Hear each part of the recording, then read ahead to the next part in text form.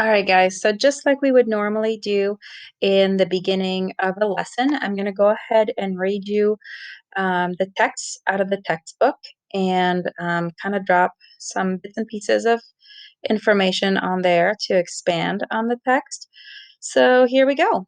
We're starting Unit 7 and Lesson 25, which focuses on clothing, which is a fun unit, according to me.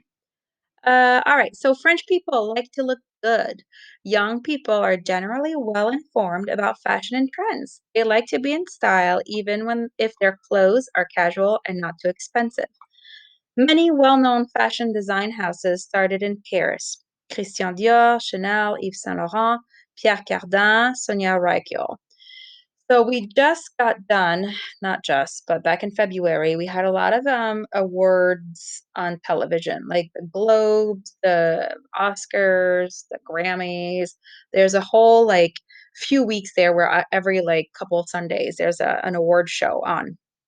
And as the women walk down the red carpet, one of the questions they might be asked is, "Who are you wearing?"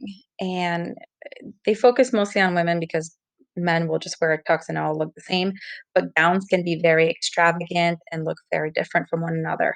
So if you're ever like me, that's the only part of the shows that I like to watch is just to see the fashion. Um, if you watch it, you will probably hear some of these women answer when they're asked who they're wearing: Dior, Chanel, Yves Saint Laurent, Pierre Cardin, and Rykiel. I'm not even sure. I don't even know them that well, so I think their time has is done. But definitely Dior, Chanel, Yves Saint Laurent, still around, major French designers. All right, so depending on their budgets, French young people may buy their clothes at une boutique de solde, which is a discount shop, un grand magasin, which is a department store, une boutique de vêtements, which is a clothing store, or le marché aux puces, which is the flea market. All right, let's read about them. So, un grand magasin. So, we learned the word magasin, right, when we learned different buildings around town.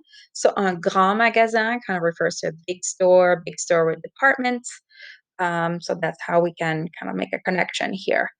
So, a large Parisian department store, the Galerie Lafayette, has branches in other French cities. It offers a wide variety of clothing, from modestly priced items to more expensive designer labels.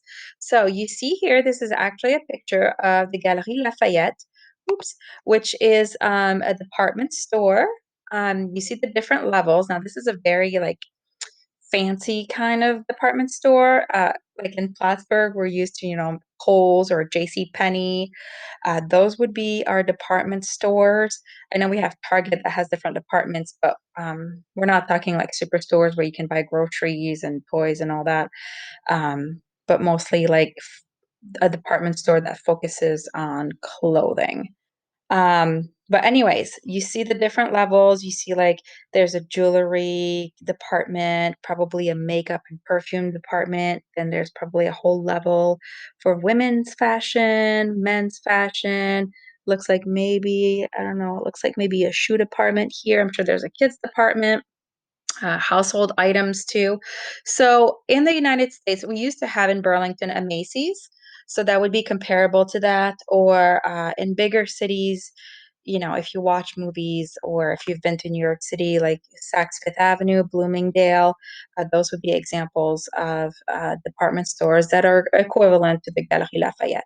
Now, the Galerie Lafayette at Christmas time, they decorate their store and it's just fabulous. All right. A few more venues where we can buy clothing. So une boutique de vêtements. So or just une boutique is also okay. There are several Celine shops in Paris. They sell relatively expensive designer clothes. So une boutique, again, we do not have that in Plattsburgh because we're just too little. You'll find those in bigger cities, but it's usually a store that's on a rather smaller scale compared to others. The selection of clothing is not as great as you would find in a normal clothing store, and the prices are high. So if you've been to Burlington and walked Church Street, there are a couple of boutiques, that are on Church Street where you go in. The space is really small. There's only like a few items, and if you look at the price tag, you might have a heart attack. So that would be in boutique. So smaller store, select items. But I guess, if you have the money and you're into being unique, I guess, this is where you would shop because you can almost make sure that, not a ton of people around you are going to have the same article of clothing. So I'm not so much into that. I like to save money. So I would shop at Une Boutique de Solde, a discount shop. So at a discount store called the Mouton à Cinq Pattes, you can find jeans and casual clothes at good prices. That's got my name all over it. So here, I think TJ Maxx would be one of those where, you can find good items, but at a reduced price. All right, this one, Une Maison de Couture. All right, so one of the most famous French fashion design houses is that of Christian Dior. Every season, it presents a new collection which influences fashion trends all over the world. Christian Dior sells original designer dresses at very, very high prices, like we're talking thousands of dollars here, but also markets a more affordable line of clothes under its ready to wear label. Well, let me tell you about that more affordable, ready to wear label. Um, a few years ago, I was at Woodbury Commons Outlets, and which is like a little north of New York City, walking around and I see a Dior store. So I'm like, oh, I'm gonna pop in and see if I can buy myself a designer item. Well, I usually go straight for the sales rack or the clearance section because I just am a bargain shopper and I'm pretty cheap when it comes to clothes. So I head to the clearance section and just browsing, and I stumbled upon this t-shirt and I was like, oh, picked it up. You guys, I'm not even kidding. The price tag was $395, and that was the clearance price. My jaw, my jaw dropped to the floor. I was like, no way. I can't even justify that kind of spending that kind of money on clothing. But hey, some people, would think that a $395 t-shirt is a good deal and good for them. Now, they're talking about every season it presents a new collection, right? So we just had the Fashion Week.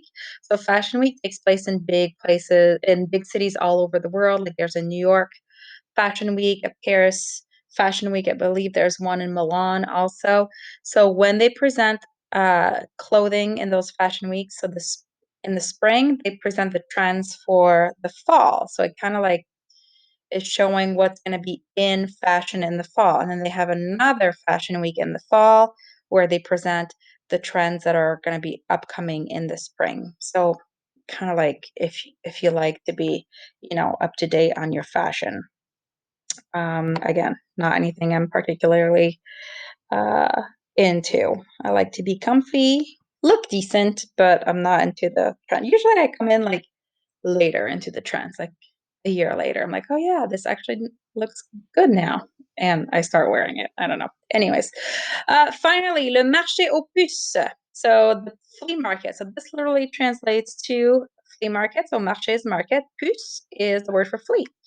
At the Marché aux Puces, you can find all types of used clothes, from hats of the 1930s to old military uniforms. So if you've ever been to a flea market, of course you can find new things, but you can also find vintage clothing and really cool old stuff. So yeah, I'm not a big fan of flea markets, but some people dig it. And that concludes our reading for the beginning of lesson 25.